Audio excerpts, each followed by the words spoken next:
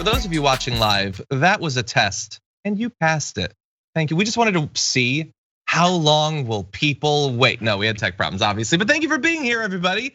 It's a new week, a disastrous week, but we're here. We got the whole team.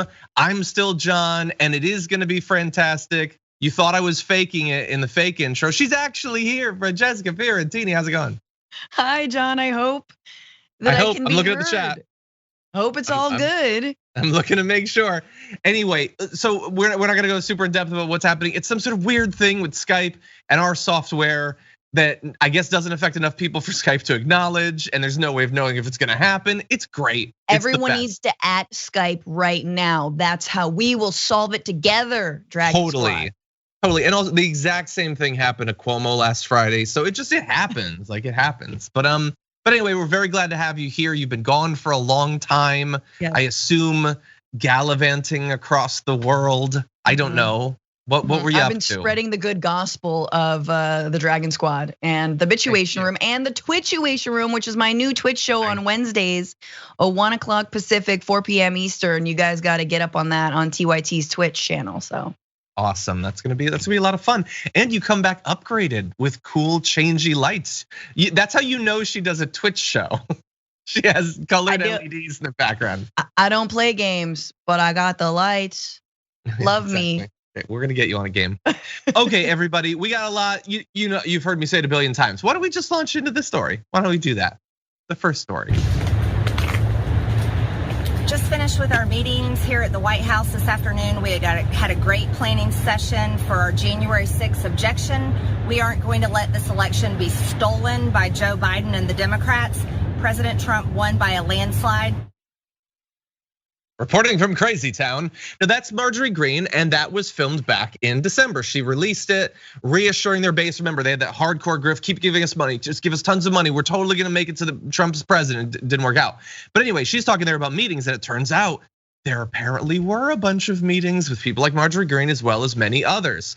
Hunter Walker at Rolling Stone has 3 sources who say that various people who were involved in doing the protests on January 6th had contact with representatives, with their crews, with their staffs, and with the White House as well. So 2 of the sources say they participated in literally dozens of planning briefings ahead of January 6th.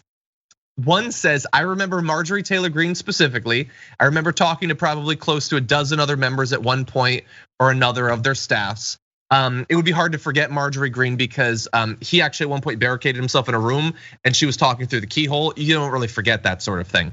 But anyway, along with Greene, you have Representative Paul Gosar, Lauren Boebert, Mo Brooks, Madison Cawthorn, Andy Biggs, and Louis Gohmert. Basically, if I asked you to put together the list of the representatives who had been involved with these crazies, you already know who it is. It's the crazies themselves. And so we have some information about how that went. And there is some pretty spicy and juicy stuff in here, but I do want to offer up a couple of caveats because we feel the need to do that. We feel the need to be responsible and ethical and all that, even though we're never given any credit for it. So one is that there are 3 distinct sources who've spoken to Rolling Stone about this and say that they are talking with the January 6th commission. That said, you never know with these stories until you have layers upon layers of confirmation of the specific claims being made. And bear in mind, these sources are people who were organizing protests in support of Donald Trump in January of this year. So bear all of that in mind as we go forward. But that said, before we launch into more of the details, Francesca, what do you think of this so far? What were you thinking when this was rolling out last night? That yes, that of course this happened, right?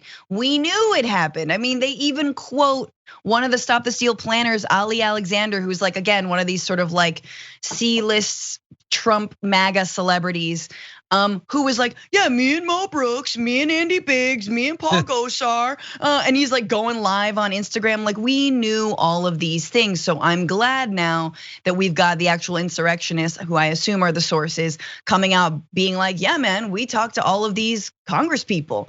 And I'm eager to hear exactly what went down in those meetings. Yeah, exactly. We only have a little bit of that, but I want to throw one extra caveat, and that is that with one or two major exceptions, which we'll get to, what is being alleged so far does not rise to the level of Marjorie Greene handed me a bunch of javelins and said, go get Pence. Like it's not that. They say that the demonstrations they worked on were the ones at and around what's called the ellipse. So that's where Trump actually spoke. And bear in mind, he told them to go to the Capitol and then they did it, but somehow he's not involved. So they said they were gonna present evidence about issues with the election. Everybody forgot to do that, I guess. But they do say it was intended to put pressure on those who were going to object to the certification. The Capitol itself was never in play. So they are saying we weren't planning for the riot. We were planning for all these protests that then the riot sprang forth from. So none of this, as far as I've seen, directly says that Boebert or Gosar or anyone was like, I need you to start killing people and burning down the Capitol. I just want to put that out there again, caveats that would never ever be given credit for. But that said, there are a couple of issues with this that sort of imply that like maybe it didn't have to go the way it did. So one is that in addition to the what they call sort of the ellipse protest, there was the wild protest, which was Alexander, who you were just talking about. So two of the sources who spoke with Rolling Stone say that there were early concerns about Alexander's event. They had seen him with members of the paramilitary group's First Amendment Praetorian and the Oath Keepers in his entourage at prior pro-Trump rallies.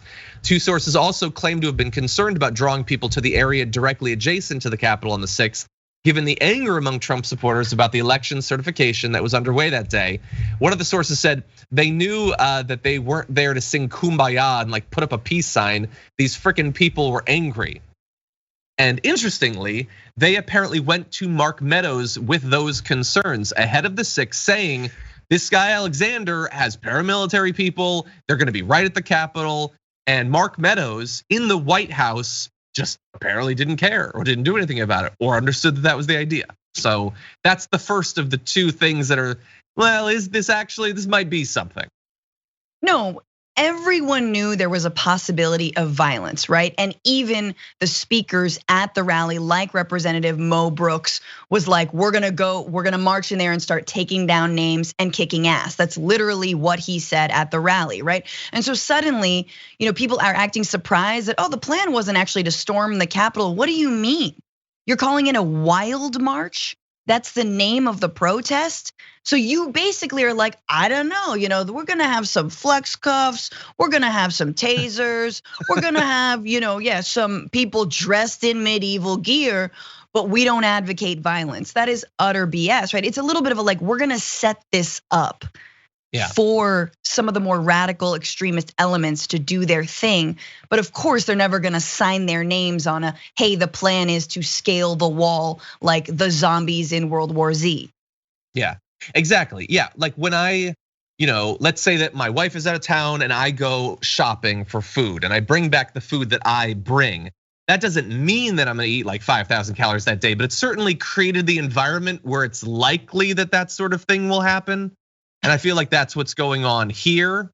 But there's actually a couple more things that raise it to spicy levels. So one is, I wanna show you another video. I apologize, I'm making you look at Marjorie Greene quite a bit today, but here is another video that she put out in advance of the 6th.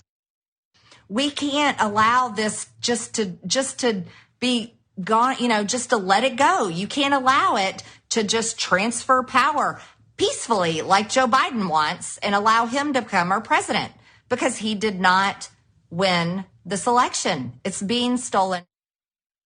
Okay, now while acknowledging that we cannot expect the same level of control over what she says out of Marjorie Greene, out of like a native speaker of English, it's kind of like when I used to wander around the streets of Cairo speaking Arabic. Like I kind of knew what I was saying. That's her with all words, but she does say there, we cannot do a peaceful transfer of power. Okay, I mean, in the first video, she's just like, we're gonna have our voices be heard. Call your representatives. Now she's saying it can't be peaceful. So bear that in mind. But here is the spiciest nugget, I think. And that is an allegation that is being made against Paul Gosar. So Gosar allegedly took things a step further. Both sources say he dangled the possibility of a quote blanket pardon in an unrelated ongoing investigation to encourage them to plan the protests.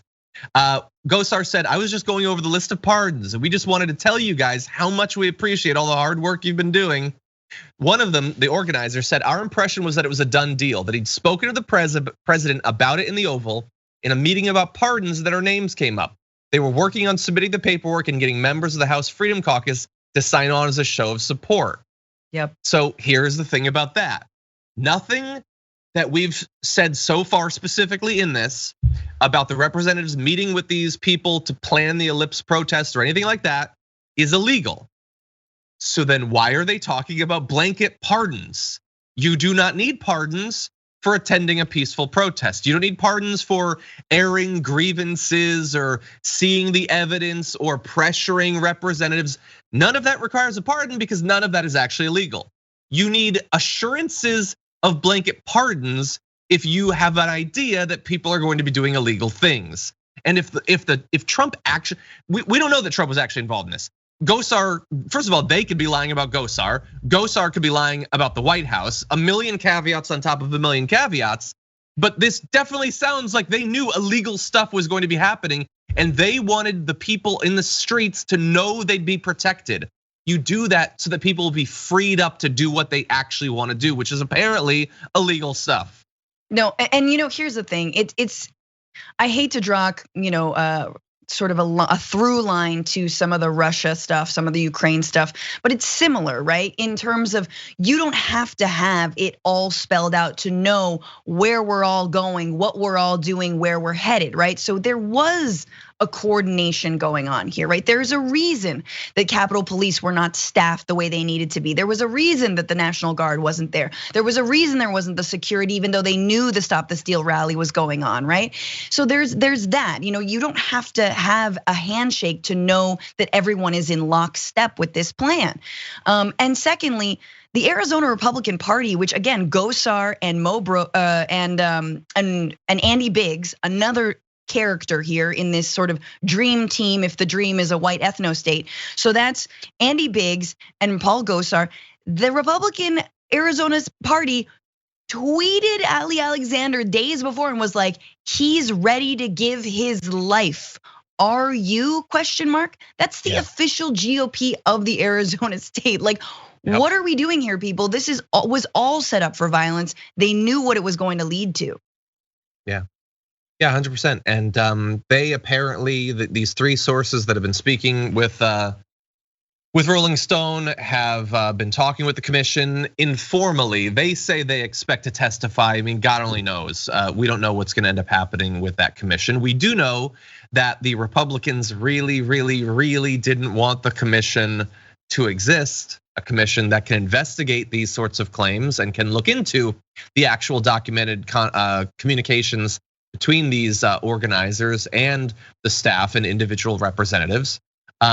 It's possible that if they do actually get the documents out of the White House, was Gosar, emailing Mark Meadows or Donald Trump? What was Meadows saying internally that might be documented? Maybe nothing, or maybe they got rid of it.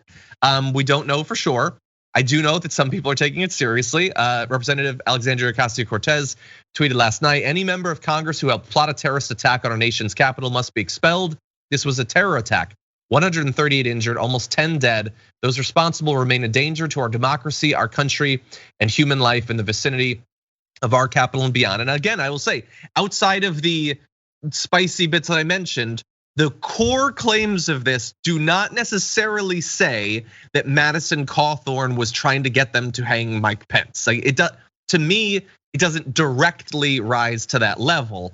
But you'll notice that in the past 9 months, none of these people have come out and been like, oh yeah, no, I was totally involved in all that organization, which is fine because nothing bad happened with those protests.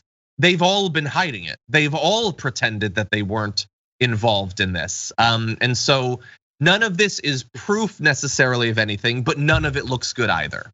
No, and again, it reminds me of the Russia stuff, but here's what I'll say. Like, there are insurrectionists in Congress. We've known this. Now we have even more proof of that. And Alexandria Ocasio-Cortez is saying it. And Representative Cory Bush has introduced a piece of legislation after January 6th to expel those members, specifically under Section 3 of Article 14 of the Constitution, which straight up says that you cannot aid, abet, or give comfort to any insurrectionists. And I'm pretty sure that all of those lawmakers gave a whole lot of comfort to the people who planned the Stop the Steal rally and who then stormed the Capitol. It doesn't matter if that's not what some of them wanted. How many times have we been like, how many times is like, well, that wasn't, like, I didn't mean to kill that person, so therefore I can't be, an accessory to murder. No, man, you were there. You're an accessory to murder. That's what you're an accessory to insurrection. I'm sorry. Yeah, and look, for Trump too. I mean, like, he literally said, "You're very special. I love you." That's comforting. That's nicer than most of the things that have been said to me in my life. Anyway, and again, I want to add one more thing that doesn't necessarily prove anything, but Marjorie Greene, there's a news cycle last night of, hey, you and a bunch of these other people were coordinating with them. It looks really bad. And a representative, AOC, says, if you were helping to plot this, you need to be expelled. Okay, so all that's out there. So how do you respond to it? Well, she tweeted at AOC, and I want you to evaluate whether, bearing in mind that her comms director says she wasn't involved in anything. This is what the actual congresswoman says. She says, again, I challenge you to debate me. You have a big problem understanding our laws because you want to tear our country apart because you are a communist. You are actually guilty of much worse. You and many Democrats funded, encouraged, and participated in civil war. And then it continued, and it did continue. It's a lot of tweets and I ain't reading them. But those tweets aren't about what happened. They're about inflation or whatever that AOC is a communist about. That's your response to multiple organizers of the protests saying that you and your staff had been directly involved, potentially with dozens of meetings. You guys did worse. That's what you say. That's admitting it basically at this point. That's not a strong defense.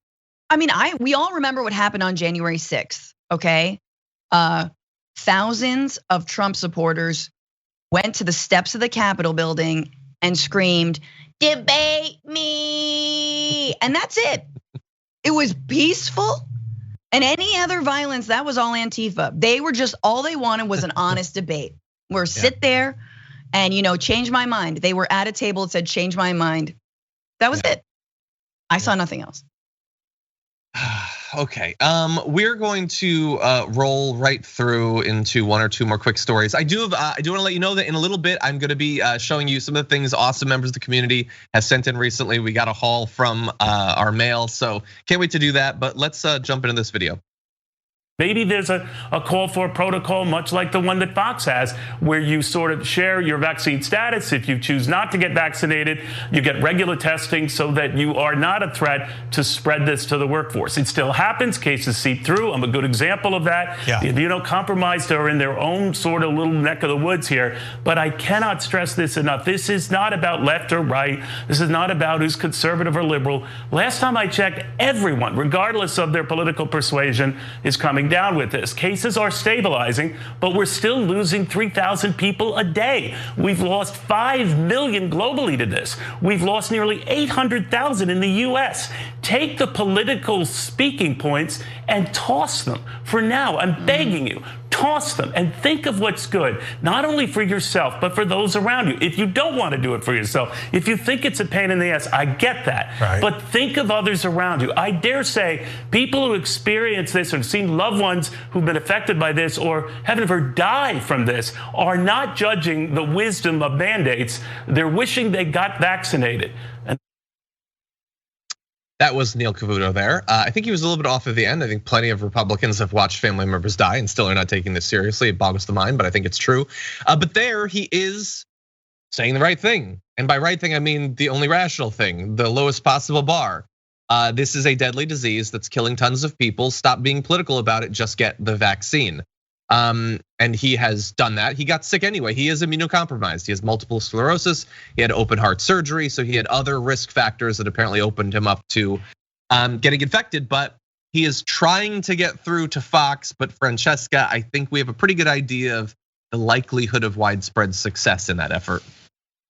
I mean, it's a done deal. Unless you are reining in Carlson and Ingram and Hannity, they're doing it for the clicks and the eyeballs. You have to be an anti-vaxxer to be relevant on the right now. And you have to want the death of your own base if you want to stay relevant. Again, it never made sense to me, but it is nice to hear somebody, again, like we just do a story about, about the insurrectionists and how there was back channels into Congress, and yet we're not even saying that it definitely happened between Congress and we give so much intellectual honesty to stories that we cover, and you rarely hear that from the right. So it is refreshing to have Neil Cavuto at least be like, yo, please essentially don't listen to any of my co-hosts.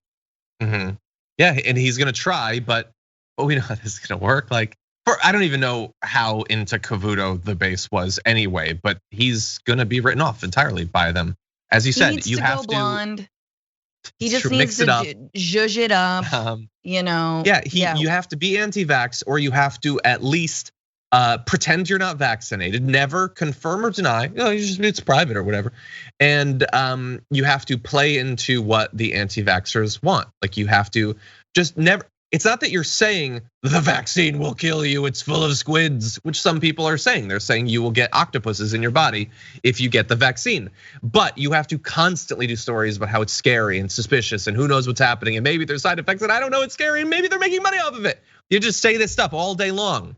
And it's not just Fox hosts, by the way. Take a look on YouTube. There's some people who are trying to make a lot of money, get a lot of views off of this, because the right wingers will watch this stuff. They're terrified, they want to keep being terrified. They need content to sustain that. And so that's what they're doing. And we have gone out of our way over the past year to give credit to anyone on Fox who encourages people to get vaccinated. Ducey slightly at one point, Sean Hannity very briefly, and then he realized that was gonna be the end of his career, so he backed off. And now Neil Cavuto. Unfortunately, it is going up against all of the rest of their programming. So I want you to take a look at something else that happened on Fox last night. So I'm not vaccinated. And before I wasn't getting vaccinated because I, as a 36-year-old woman with no underlying conditions, have a 99.97% chance of survival against COVID. So I was on the fence because it didn't make sense to get vaccinated for a virus that is not a threat to my life, nor one that I fear. But now I'm doubling down as a giant middle finger to Joe Biden's tyranny, because now it's a fight for freedom. Now it's a fight against tyranny in America, and that's what this is all about. We are literally fighting right now, Dan, for the future of this country. Are we gonna be a free America or not? And that's ultimately what this all comes down to. And I know you believe it. I've seen you've taken a strong stance on vaccine mandates, which encourages people like me as well. But this is such a fight, Dan, and you know it. Okay, so really fast, let's just say the strong stance he's taken on vaccine mandates is that he's willing to leave Cumulus, the radio job, where he almost certainly makes far less money than on Fox News. Fox News has a mandate that is harsher than Biden's. We've said that a million times, we'll continue to. Dan Bongino does not want to actually engage with that because he wants that sweet, sweet Fox money. He ain't leaving Fox News over the vaccine mandate. She's saying this is a fight for the future of the company. This is Biden's tyranny. Well, Fox is, as we've said, 5 times more tyrannical than Joe Biden because they want you to get tested every single day. And Dan Bongino, who is notably very quiet during that clip for a guy with the chemicals raging through his veins that he has, he kept it together very well, maybe because he doesn't want to actually point out, like, I'm not leaving, I'm not quitting, this money's really good and I want people to see me. So Fox News' tyranny is great, Biden's is bad, purely for political reasons, that's all it is. Yeah, first I was selfish just cause I am a black-hearted B-word. And then it became political and I was like, you know what? F the entire community, you can all choke and die. Also, my family can die and my Nana. Nana, honestly, $20 at Christmas, do better. Like it was, that mentality right there is the most anti-family, just like almost unpatriotic attitude to possibly have, right? Yeah. And I am the last person to be for, some sort of like bleeding heart patriotism, but any kind of semblance of a nation that we've completely lost, the social fabric unraveling, thanks to just self-absorbed people like that. Like, I'm just like, how do you get away with saying that? You know, this is the same, these are the same folks who, if there is a drumbeat for war, once again, you know, if coronavirus were Muslim or a country, we would have invaded and bombed by now, and we would have all pulled together and got vaccinated, you know, because jihad or whatever. But it's like, they pull together for any kind of militarism. Oh, it's your duty, do your duty, serve your country, serve your country, serve your country, except for this. Yeah. Except for when it comes to actually something you could do. Because they wouldn't go to war either, let's be real. Yeah, most of them wouldn't. Yeah, I mean, my slight counterpoint would be that they have pulled together. They've pulled together against a threat. It's just not the public health threat. It is the political threat. She said, I mean, she was, I don't know, maybe she's new to this. I honestly don't know, but she laid it out really blatant. This has become a war. This is now a fight for liberty, a fight for the future of our country. Fox, we here at Fox desperately want this to be a constant fight about vague stuff, not specific. Don't talk to me about whether we're gonna expand Medicare to include vision and dental, because we know people are popular and we don't want that. So we don't wanna have those debates. We'd love to make the next 4 years a constant fight, a war on, well, you can watch the video on the recount, literally everything. It's a war on hot dogs. It's a war on flags. It's a war on kids' sport. It's a war on literally everything at all times. Like with Littlefinger, fight every war simultaneously here at Fox News so that we can keep you really worked up about vague stuff that, like, the stakes don't have anything to do with your life and we don't have to deliver, and certainly the politicians don't have to deliver. That's the way we like it. And that's what this has become. They could have come together to fight the virus.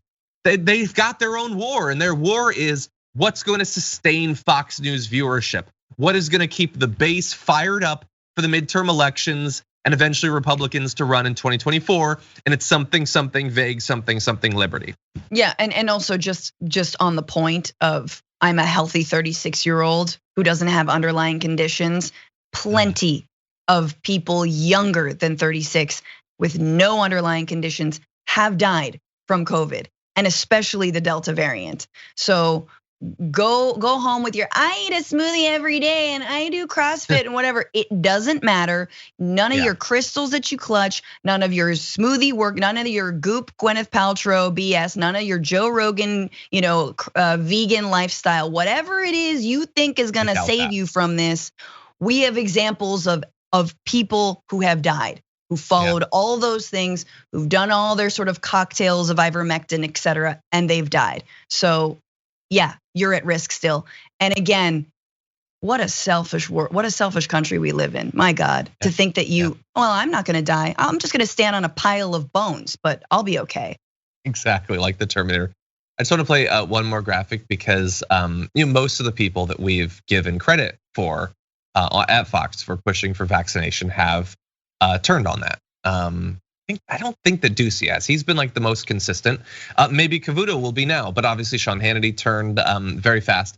And we have another example of that. So Harris Faulkner had participated, as had Steve Ducey, in a little ad that they would play between shows at Fox, encouraging people to get vaccinated. Justin Baragona has a tweet from her show today. This is the Faulkner Focus.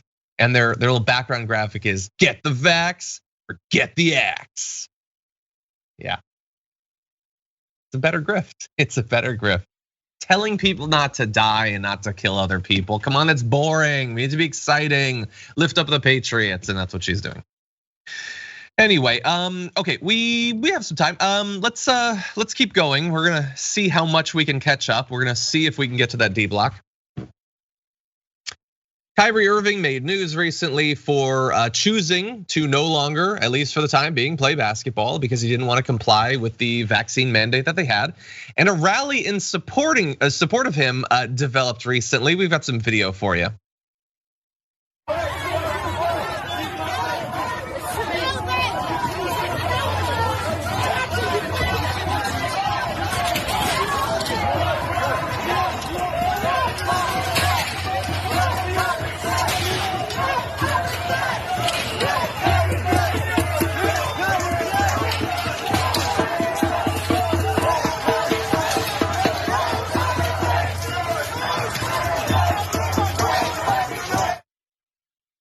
So that is exactly what you think it is. It's a bunch of people who, whether they've taken the vaccine or not, we don't know. I can guess they're holding up signs to say things like no vaccine mandate, let Kyrie play, stand with Kyrie. They want him to be able to play. They don't want him to have to comply with the rules that everyone else does. They just want to see him play. I get it. I don't think that you need to do that necessarily. He's a grown man. He can make his decisions. He's made his decision, but I guess they can organize around that. I just like it got pretty vigorous, and there's been a lot of encouragement, Francesca, Fox News and others implying that these anti-vaccine, anti-mandate protests are the most patriotic thing. Like literally before we went live, Tommy Lauren was on Fox News saying that it's the most patriotic thing I've seen in my entire life. Wow. These people fighting against the mandate. So what if it's the most patriotic thing? What do? Do you just hold your sign and nothing happens and you're just cool with that because that's America? You can try and maybe sometimes you fail, or do you get a little bit rowdy? Perhaps do you cause a building to be locked down?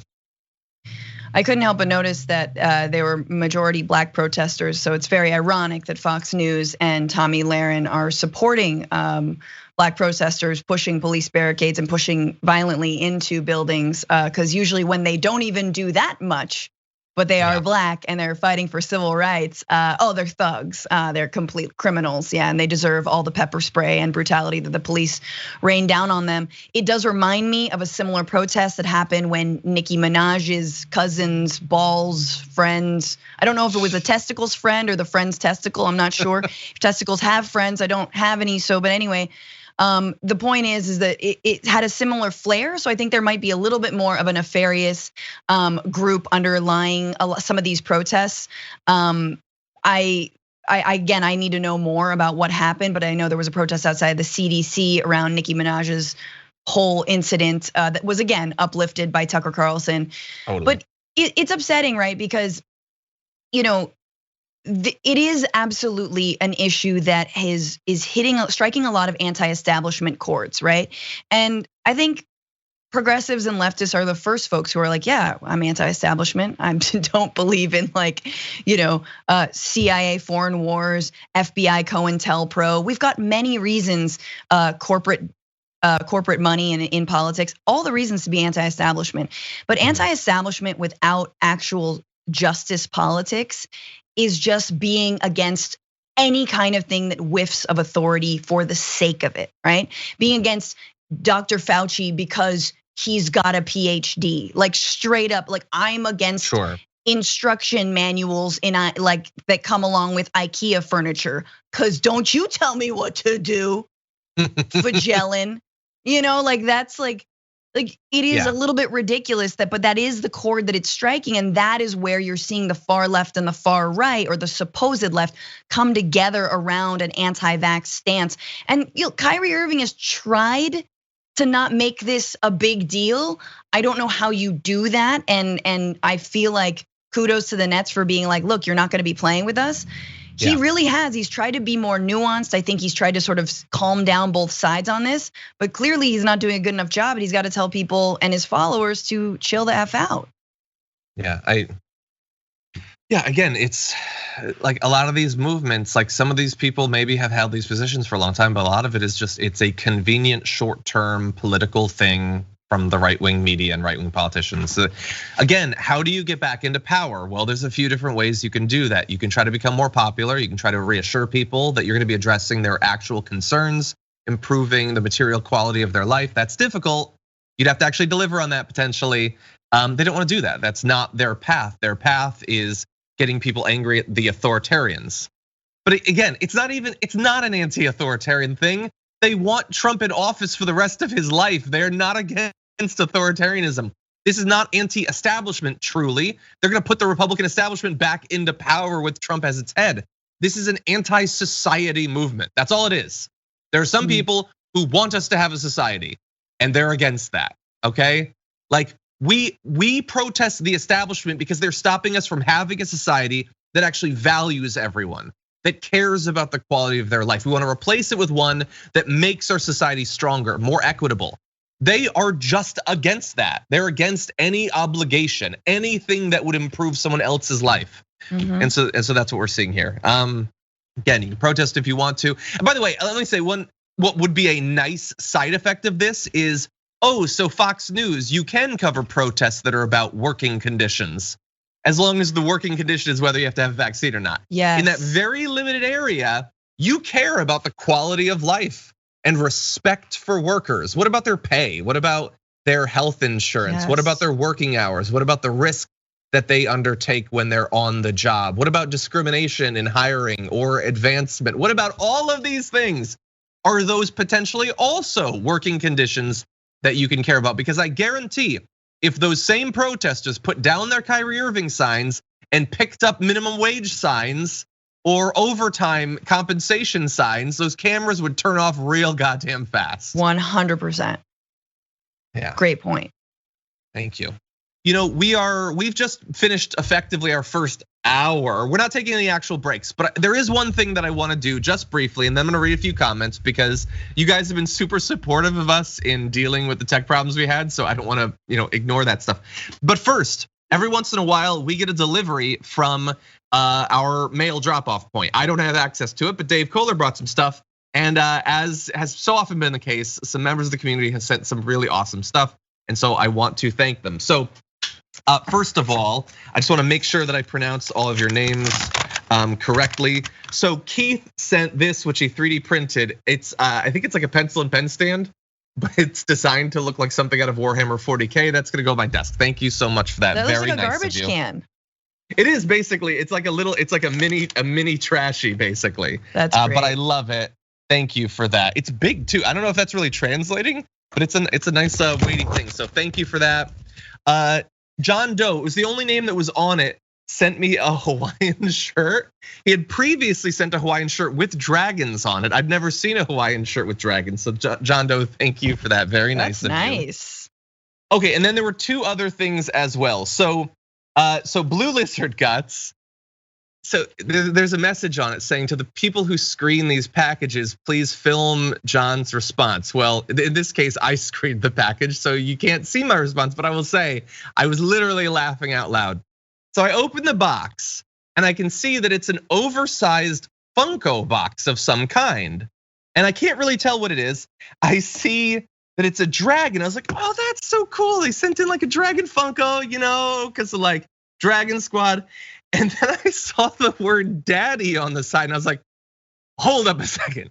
Oh no. Ain't no Funko got daddy on the side. What has happened? And so I open it and it is a handcrafted Daddy of Dragons Funko of me on a dragon.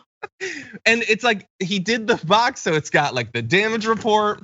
It's got the other people you can get, including you can see a whole bunch of people on the shows. Brett and Dr. Rashad Ritchie is a drawing of them. He did the art of me with the glasses and everything. Am I on the drawings? Because otherwise I hate it. You've been gone for a few. So this is you. If this had come out like a week later, sorry, Blue Lizard Guts. Blue Lizard Guts is a she. Apologies. I think I said he. My apologies. This is the Twitch edition. And the Twitchation room didn't exist at that point. So sorry, that is the coolest thing I've ever seen. It is so cool and so thoughtful. The art's on the front too, and it's got the damage report and Daddy of Dragons. It's so nice. I'm definitely gonna add that to the set. Blue Lizard Guts, thank you so much. It's so incredibly nice. And I literally laughed out loud. It was first thing in the morning. I walk in, it's raining, I'm tired, the caffeine hasn't kicked in, and I open up this thing and I was literally laughing like a maniac in the middle of an empty studio. So thank you so much for that. And then there is one more. So a while back, Altec Phoenix sent in this awesome Wormwood dice tray. If you don't know Wormwood, they make accessories for people who play like tabletop games, like D&D, and it's just like they're like luxury wooden objects. It's so nice and it's got magnets and everything. So I got from Kide, who I hope is in the audience. I didn't see messages from Kide, but I really hope, 2 other Wormwood products. So there's this awesome like purple wood infused dice like holder that's magnetized. It's so beautiful and so smooth. And then there is this, I believe this is for dice rolling. Not 100% sure, but that's probably what I'm gonna use it for. And again, it's multiple types of wood.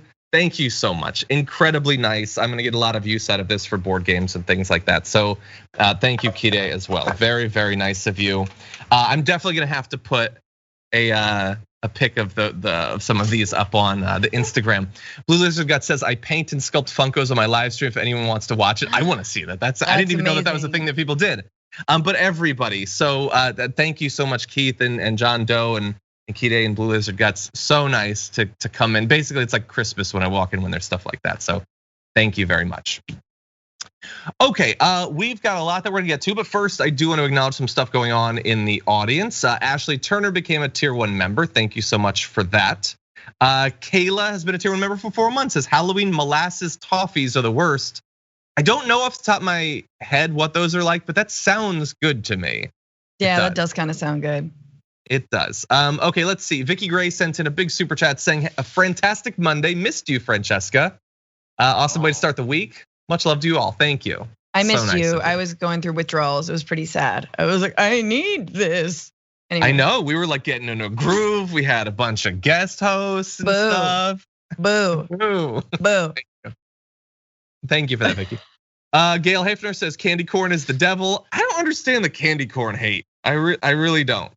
We're gonna talk about it in our bonus, right? Well, actually, why don't I let people know? So we're gonna do a top 10 list as we always do on Mondays for tier 2 and tier 3 members on YouTube. We had suggested to Francesca top 10 best Halloween candies, and Francesca was in a mood, so she said, "How about the worst?" And so we're gonna be doing the worst. That's gonna be awesome. I am a glass half empty kind of girl. Let's see. Global Astro says, John, I literally just started Dune after waiting 25 minutes. Sorry to interrupt your Dune watching. Let's see. Trista says, I'm in love with Francesca as a political commentator. She's been getting better and better, and now her voice is imperative if you're interested in left politics. Ooh, awesome. Thank you. Laura says, thank you, Franny, for reminding us how horrible that day was. We can't let these idiots continue to play the victim. So frustrating. It does. Yeah. Kide was watching, sent it a super chat, says, well, I guess the joke on the wormwood engraving will be pretty on point today. The snowflake is a signature as my name is Finnish for crystal. I did not know that, so I actually learned something additionally. Thank you. It is so incredibly thoughtful. I believe you had sent a message a little bit ago about whether it had arrived, and thankfully it did, because it's also, by the way, I make stuff out of wood, and when I see something like this, I think, God damn, I'm terrible at this. I want you to do the damage report long enough so that they make you wooden teeth. But wormwood teeth? Different kinds of I could see wood. that happen at some point. I mean, like you can just clatter around. Anyway. Oh, I didn't read. I apologize. A kid reminded me. I didn't read the engraving. So it says we're running out of time. I'm going to use Dimension Door to skip the D block of this dungeon. That was one of the things that made me laugh earlier. Thank you. It's a D&D spell if you don't know. But thank you for that. I think we will actually get to the D block. We're gonna be doing that in just a minute. But first on Twitch, Pickle Hippie hit 14 months. Thank you for that. Big Bull Dragon hit 14 months as well. Damn. Francis the Rogue hit 18 months. Who is gonna hit 21st? I can't wait to find out, but that's awesome, Francis the Rogue. Ray of Sunshine hit 2, says huzzah, thank you.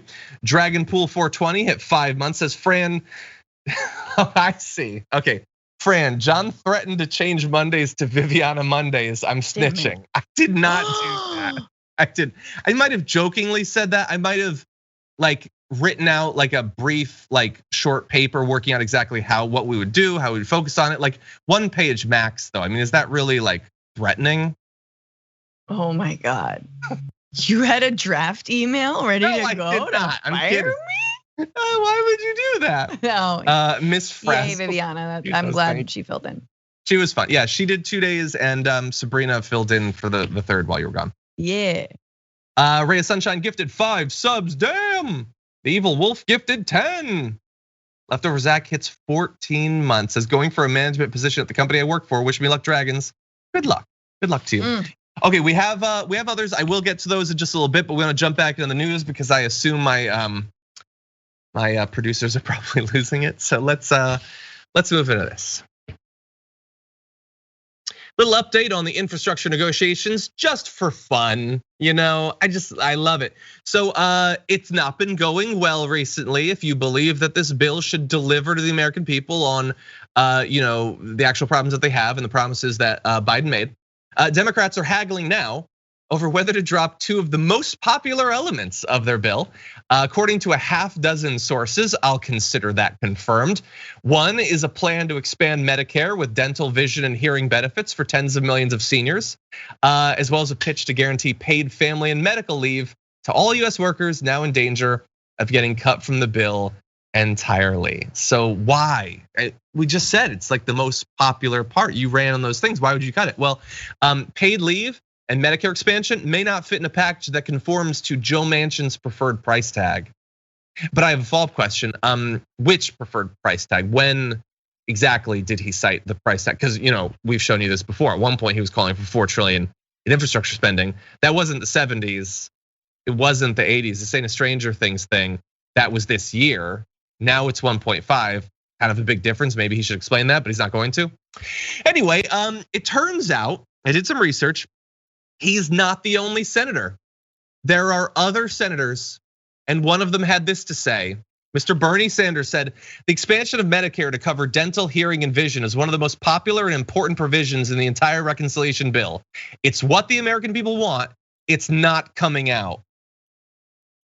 And I like to hear it. I like to hear it. It was a promise. It is necessary. It's very popular. We'll get to those numbers in a little bit. But remember, he could still threaten to vote down this entire thing, the reconciliation bill and the attached bipartisan bill. It is one of his priorities. He's been pushing for that for a long time. And this ain't Bernie Sanders' dream to just do expansion for dental, hearing, and vision. That's not what he wants. But he does know that we need that. And if that's what he can get, that's what he's gonna fight for. So Francesca, I'm glad to see that he's sticking to his guns. I mean, it's interesting because, and I will admit this, that I don't think I knew that Medicare didn't include dental, vision, or hearing, right? I mean, these are things, your facilities when you're older are going to need a little tune-up. They're gonna need some help. Dental is incredibly expensive when you get older, as is hearing and of course your eyesight. So it's just so heartbreaking to know that even the few programs that we do have that were hard fought for, that actually Republicans know that they can't take away from their voters, which is why they never talk about Medicare, right? They're just like, the debt. We have to, do something about the debt, and we're China. Meanwhile, I would love to privatize Medicare if I can, right? The Paul Ryan dream type stuff. So, but it's so basic and it's so critical. And again, we talk about the vaccine is just a giant culture war distraction from what people actually need. And if there's anything that proved that we need these things, it's a goddamn pandemic. Yeah, and imagine, such a good point. We were talking about it being the distraction. Fox needs it. They need something to talk about, because think about what alternatively, if they were actually what they say they are, if Tucker Carlson was actually a right-wing populist, yes, what would they be doing every day? They'd be reporting honestly on these interminable evolutions and devolutions and the negotiations. They'd be telling their base what's on the docket right now, what's potentially being taken off, who's threatening to take it off and why. And then think about what the right-wing base, if they were actually presented with that information, would be thinking. Many of them desperately need the expansion of vision, dental, and hearing in Medicare. They're on Medicare, they need it. Some of them have had kids, would have loved to have had paid leave, are planning to have kids, would like to have it in the future. They're old, they want the elder care. They don't care about the climate change stuff so much. But these things they would very much want. And so if the right wing was seriously discussing this, what you would actually have is them, Tucker Carlson, inspiring his base to root for AOC and Bernie Sanders to defeat the corporate Dems, if they actually cared about delivering on the economic anxiety that their base has. And they can't have that, Francesca. No, I mean, he would be for unions, but also for segregation in unions. If he was an actual right-wing populist, right? Always continually blame people of color, blame immigrants, but they're like good on class stuff. So yeah, you're totally right. It's not what he is. And it also makes me frustrated because look, I get that the Build Back Better Act is so massive and that there are so many transformative pieces that are now being, completely stripped for parts, but that you can't really it's difficult to sell it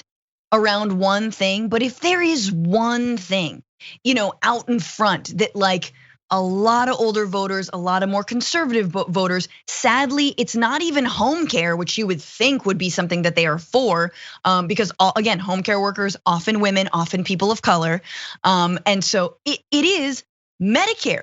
Just keep talking about like vision and dental. Have like an old grandma put on glasses for the first time. I can see that Joe Biden helped me to see. Like, you know what I mean? Like, I can see.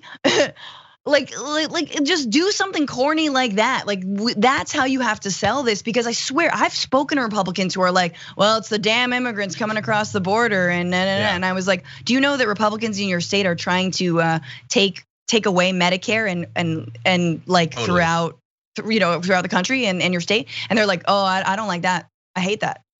Yeah, exactly. And it's like, no, and you could make it right wing if you want to. Have the old woman. And she opens up a box. It's the hearing aid she needs.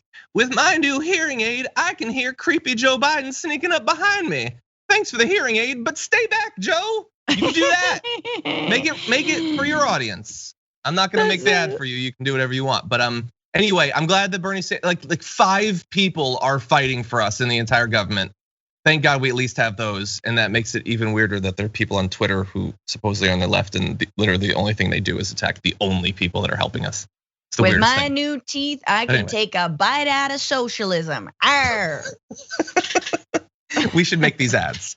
Okay, with that, we are like less than 10 minutes. So we're gonna do 2 more topics in 10 minutes. They said it couldn't be done. Some are saying, should you really do that? That seems too fast, but we're gonna do it anyway. Okay, let's jump into this video. Well, first, I think it's important to point out on a scientific basis, most of those first responders have had COVID and have recovered. So they have strong protection. And so I think that influences their decision on a lot of this, that they have already had it and recovered. And so they're making no accommodations for that. They're still pretending like that doesn't even exist. And so that's really, really troubling when you see that. But I can tell you, Maria, in Florida, not only are we going to want to protect the law enforcement and all the jobs, we're actually actively working to recruit out-of-state law enforcement, because we do have needs in our police and our sheriff's departments. So in the next legislative session, I'm going to hopefully sign legislation that gives a $5,000 bonus to any out-of-state law enforcement that relocates in Florida. So NYPD, Minneapolis, Seattle, if you're not being treated well, we'll treat you better here. You can fill important needs for us, and we'll compensate you as a result. Okay, now your first instinct might be to say, Ron DeSantis is using taxpayer funds to pursue a presidential campaign. That's the only point of any of this, is just, hey, conservatives around the country, we love your bad cops and we don't care about COVID. That is one, technically that's a big part of it, I will admit that. But he also does need to deliver for Florida in the things that Florida needs. And what Florida needs is more cops who have been chosen specifically because they've proven that they don't care about public health and they won't follow the rules. And Florida's been desperately needing more of that, and he's found a way to bring them in from all around the country, Francesca. Oh my God, just blew the conch shell on like every bad cop. Like I want he just blew through an actual bad apple. Like, like what? Oh my God.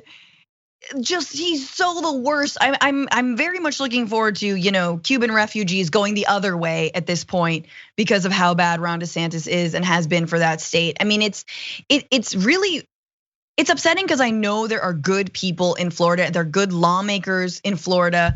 The Democratic Party needs to do way better to combat some of this stuff. I mean, in terms of actually reframing the debate to be about supporting things like Medicare for all on a statewide level, things like social programs, actual small businesses. Like I am like there's that like coastal lib in me that's like, I can't wait for Florida to break off into the Caribbean. And then there's the, it's been the source of way too much, evil, hanging chads and such. But I'm also like, it is such a battleground, and I hope that the people of Florida can get a handle on this and get a handle on him. I mean, the guy is untouchable, politically untouchable when it comes to COVID. No matter what he does.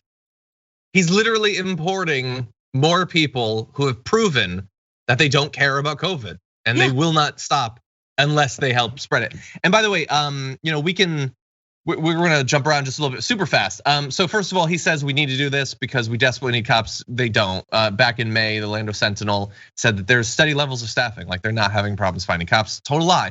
It's a total lie. It's just a political thing. By the way, in Florida, they've apparently had a quote devastating wave of police deaths due to COVID-19. 120 have died across the country. Florida has been more heavily, disproportionately represented in that. And why wouldn't they? They have a leader who doesn't care about COVID, who advocates for the virus. Every time you give him a choice between something that will minimize death and something that will increase it, he is always gonna choose the increase. Not because it really reflects anything about his ideology, except that he wants to be president and he knows what the base is like. And the base does not want to see you caring about COVID deaths. So he's not gonna go in that direction. I really super hope, fast. super fast. We need a BLM march in Florida, and it's gonna be a cough-in, no masks, all vax, but we cough all over police.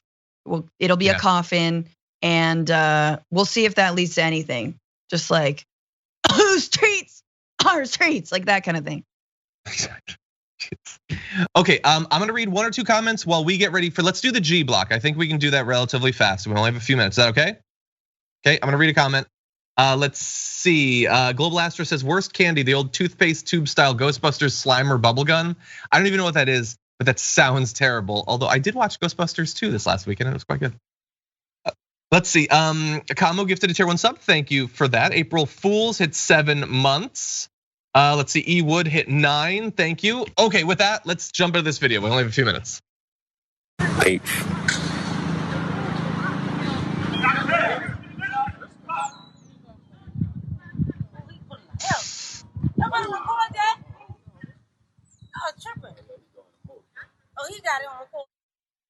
That is devastating video that I hope by now you've already seen. I hope that over the past few days, the past week or so, that has been burned into everyone's memory. Shantel Arnold there being assaulted by a police officer. We want to give you an update on that story that we've talked about. I know on Indisputable they've been talking about it. And here's the update. You're gonna be shocked to find out that the police officer that did that has had previous issues with excessive force. He's a 16-year veteran of the sheriff's office, Julio Alvarado, been named in the most excessive force suits out of any of the department's other current deputies. He is the most apparently prone to violence. Notice that they don't say the only one who's faced these sorts of things, he's just the worst. He's been named in 9 federal civil rights lawsuits, all involving the use of excessive force. 2 suits were settled, one of them involving the beating of a 14-year-old boy, and 2 are pending with the remaining dismissed. So back in 2016, the one with the boy, he grabbed this boy by the neck and slammed his head against the ground in concrete as the child was screaming, "Why are you doing this to me?" Alvarado then threatened to have the boy and his family deported. 2 years later, a lawsuit claimed that Alvarado and 3 deputies beat Atner Casco, a Honduran native, and stole more than $2,000 from him at a traffic stop, then conspired to have him deported.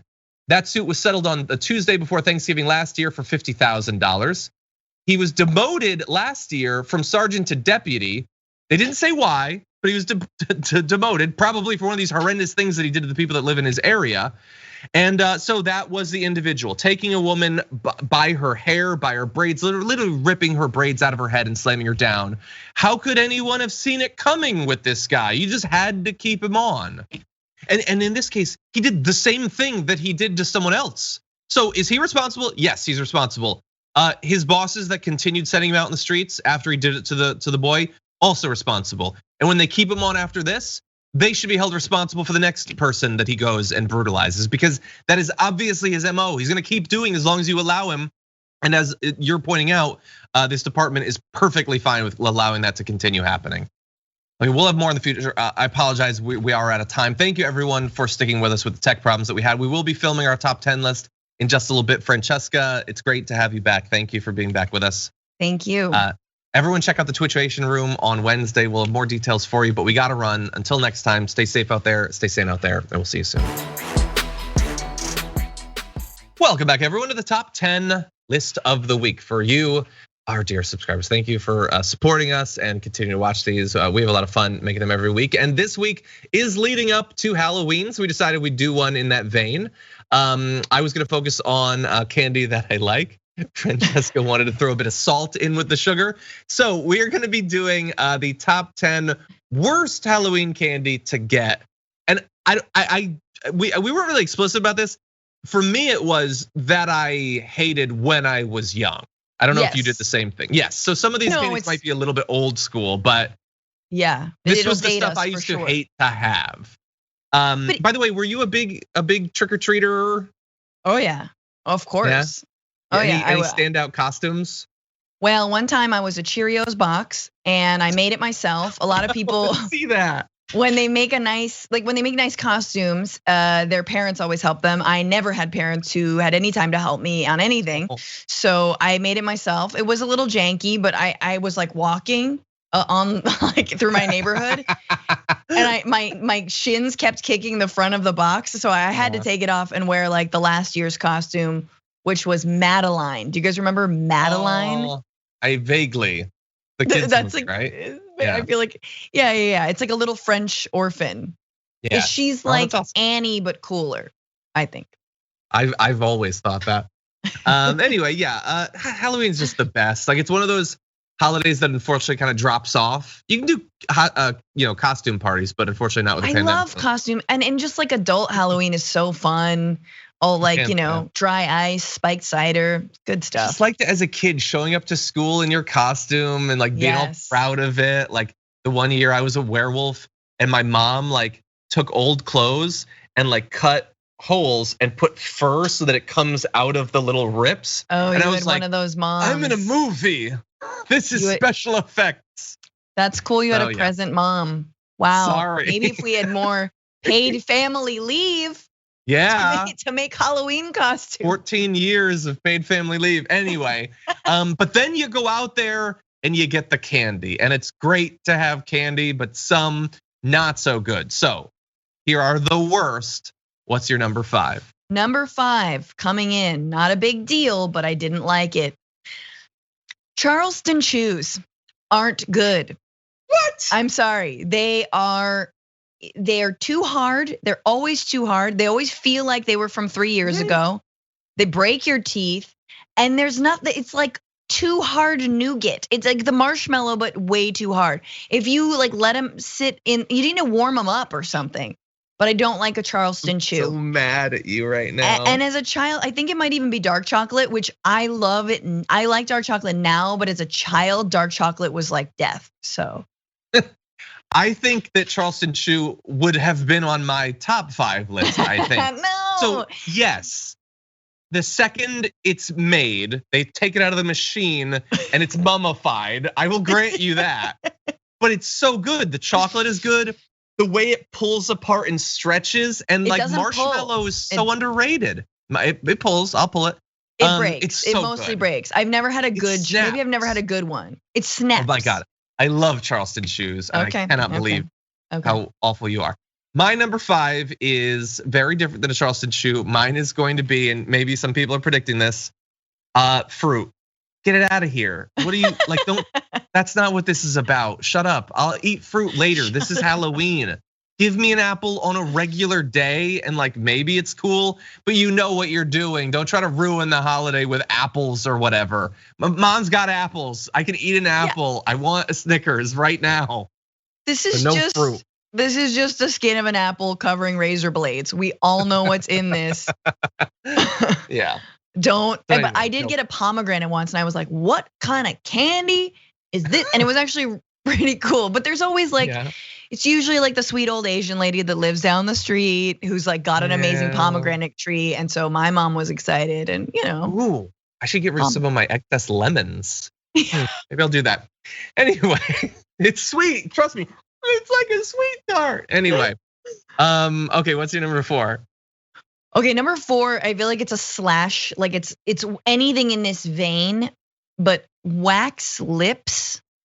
Like when it's not even candy, it's a toy. It's not candy. It's just, yeah, it's a toy, and you like put it in, you're like, this is cool, and you try to eat it, and it's awful. But I don't think it's food. It's wax. So I don't think you're supposed to eat those. But okay, so I think it comes in a bag with other wax things. There's this other thing that's like a bottle of sugar. Those are good. No. Break it off and then you drink it. Those are good. What? You're just drinking high fructose corn syrup. This is straight up. What do you think I do all day long? No, it's off. It's like this bottle, and the bottle's not edible. The bottle's wax. Just those bottles of sugar are like, I literally like, I know I'm eating nothing but sugar, but why do you have to like rub it in my face? Like, oh, these kids will just eat a bottle, just put sugar in a bottle. Like, I don't like that. That's pretty much what it is. Man, these candies do feel very old timey. So like the bottle of wax. Like, did you ever have, this isn't on my 5, but did you ever have the candy cigarettes? I can't believe that those even existed. Yeah, I don't feel like you could eat those either. No, it was edible. It was edible. Okay. The box too. Anyway, my number 4 are basically those. And I don't even know if they make these anymore, but it's Necco wafers. It's like, it's technically sugar, but it's not really sweet. It's super dry and like, I don't think that your dessert should be best described with the word chalky. Like it's chalk, basically. It's dusty and chalky. It's kind of interesting that they snap or whatever, but it's not good. Like I'll eat every single one of those because I have, even at that age, I had a developing problem with food, but I wasn't particularly enjoying it. Anyway, that's my number 4. I'll say nothing because. What's your number 3? Number 3, Smarties. I don't like them. What are Smarties? Smarties are again, this is all old school. And again, you're like, who in the year 86, like how are you getting Smarties? It feels even too old timey for them, but they're like the long little like, pills of sugar again. And some of them were like, they were a little bit of different flavors. They tried to be, but you just, it's a waste of space. You got it in a big cheap bag and they're not yummy. They're not, I want to chew. I want a chocolate caramel for me. You've already won my heart. I'll mow your lawn if there's caramel anywhere in this. Chocolate, obviously, that's a winner. Smarties are filler. They're like filler. Sad piñata. Yeah, it's like sad piñata filler. I kind of like those. It is a lot of work for what it is that you have to individually open it and then they fall all over the place. But they're okay. It's kind of, those could almost be my number 3. The Smarties are the one of this category that I kind of am okay with. I'm gonna say Pixie Sticks, but you can throw sweet tarts, you can throw anything tart. Tart is just the joy sucked out of sweet. No. It's like you could have been sweet.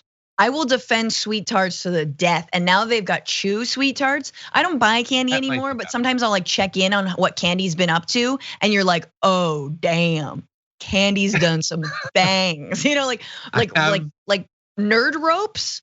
What? You got like amazing nerds on amazing licorice? Like anyway, but I don't. I'm gonna have to look into this nerd ropes thing. But yeah, like Pixie Sticks, I would honestly just rather that I opened it up and it was just sugar. I would have enjoyed that more. Why did you add this tart nastiness to it? Sour Patch Kids, I can take okay, although watermelon is better because it's less tart. So anything tart, really, I'm not interested in. I'm here for sweet. It's not spicy. It's like I know, but that's like the same. You didn't like the really spicy, or like I would get lemon drops. Like I've almost never had those. Those are, yeah, that's kind of what you're talking about. Where you put them in your mouth. Like half the thing of candy was like, can you take it?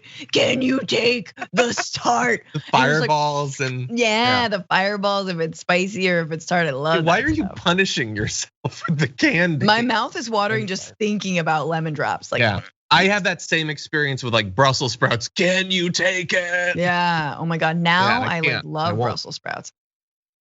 No. Okay, number two. Number two. Yep. Again, old school. Tootsie Rolls. I appreciate that it's chocolate. What? I appreciate that. I like the gesture. Sometimes they're the long ones, which I don't think chew is good. But usually it's the little squat Tootsie Rolls. I was gonna say another word, but I won't. Don't say it. And they're just little chody Tootsie Rolls, and you're like, I don't want this. I don't want this. Is not yummy enough. It's not. It's like less than a fudgesicle. Like I'll eat a fudgesicle. They're yummy because they're like chocolate popsicles, but it's like a Tootsie Roll. I don't know. It's a little too waxy for me. It's a filler as I'm like digging for the next thing. You just reminded me, and I have not thought of this in probably like 15 years. My grandfather used to have fudgesicles every time I was there. Yeah, fudgesicles are good. I will defend fudgesicles. It's so crazy. It's like if you looked at a chart of my life year by year of fudgesicles, just all of a sudden no fudgesicles ever. Maybe they haven't even been available for 10 years. No, I haven't bought any. I used to, oh my God, I used to eat them. I'm probably gonna get some of those. But anyway, I like Tootsie Rolls. I think Tootsie Rolls are good. I think that the small ones are good, but I think the big ones are even bigger. Because a big part of candy for me, and this gets into the developing problem with food, is being overwhelmed. And so the bigger one overwhelms you more. It's not the best food. It really just does seem like this is what we had, and then they figured out how to make chocolate. Like this was like a path, like a step on the path to chocolate. No, but I like it. I like it. Here's the thing though, those bags of like Snickers, Milky Way, and Butterfingers, those are expensive. Those will be like $8, whereas like the bag of Smarties and Tootsie Rolls will be like $4. So that's the house you skip. You know what I'm saying? They still make fudgesicles. I'm gonna have fudgesicles today, so thank you for that. Yes, I like them though. Look, my number two is kind of almost like the fruit thing. It's Double Bubble, any kind of gum.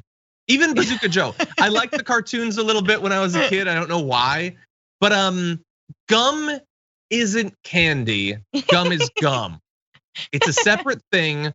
They have never developed a food that loses its flavor faster than Bazooka Joe and Double Bubble. Like it's like just dusted on the top. So you lick it, it's just wax. That's all it is.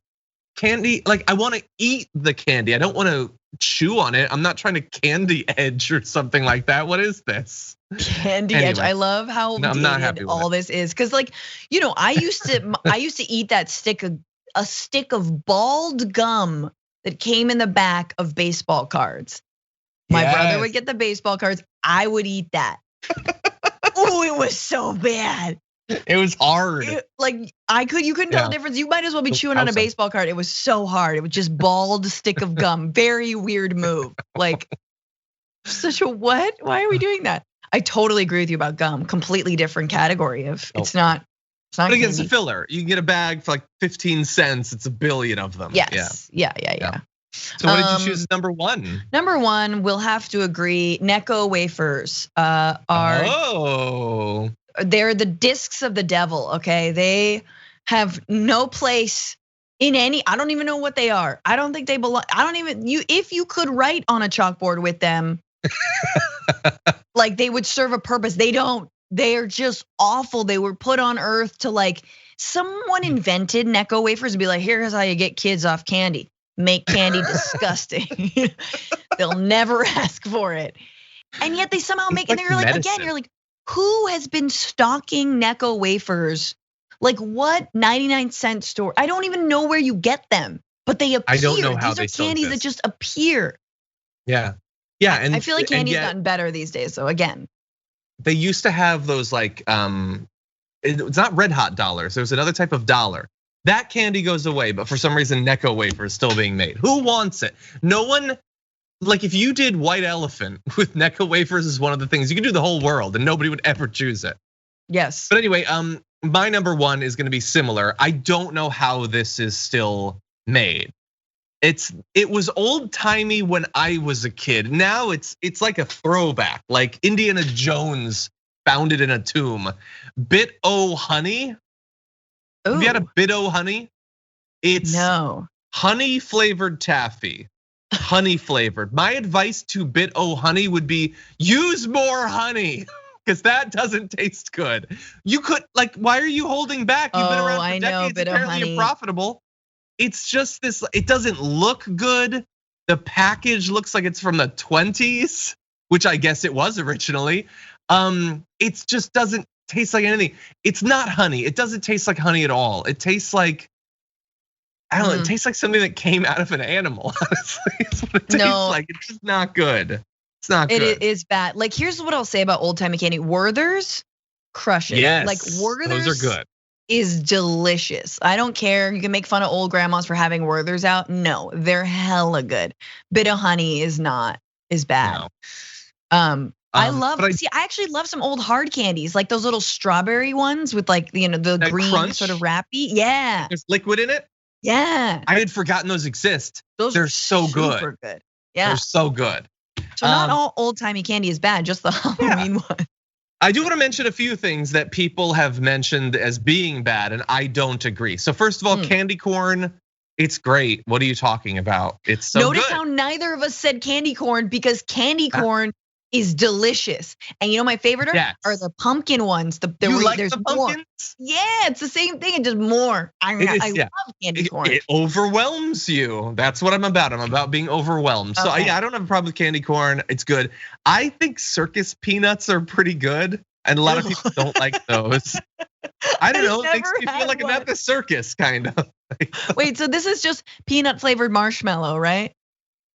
I don't even know if that's peanut flavored. It's just marshmallow. But again, so in the same way that Charleston Chew has a unique, nothing is like that in nature. Circus peanuts compress unlike any other thing ever made. I just find it interesting. Okay, but how do you feel about Peeps? Because this might divide us. I love Peeps. What's wrong with a Peep? Recently, I was like, Peeps are fine. I don't know why everyone's, I hate Peeps. I was like, these are good. These are like I ate you ate three. Too many. I ate 3 and I was like, I hate, this is foul, out damn spot, you spirit of demons. I was very bad. I kind of like them. I even did the thing where you put them on pizza one time when that was was going around. It was pretty good. And I will, of course, I like licorice. And if people ever gave out all sorts as a Halloween thing, I would love that too, but they never do. Black licorice is hella good. You like black licorice? I do. Me too. Love a good Dutch candy, black licorice. Nice. Well, that's it. Thank you, everybody. Hope we gave you some guidance on what not to hand out on Halloween. Keep those Necco wafers for the trash or whatever. You don't need to give those kids. They're just gonna throw them away. They'd rather have an apple, honestly. But anyway, thank you everybody for being a member, making this available. If you have ideas for a top 10 list, you can post it down below. Until next time, thank you for being here. See you soon.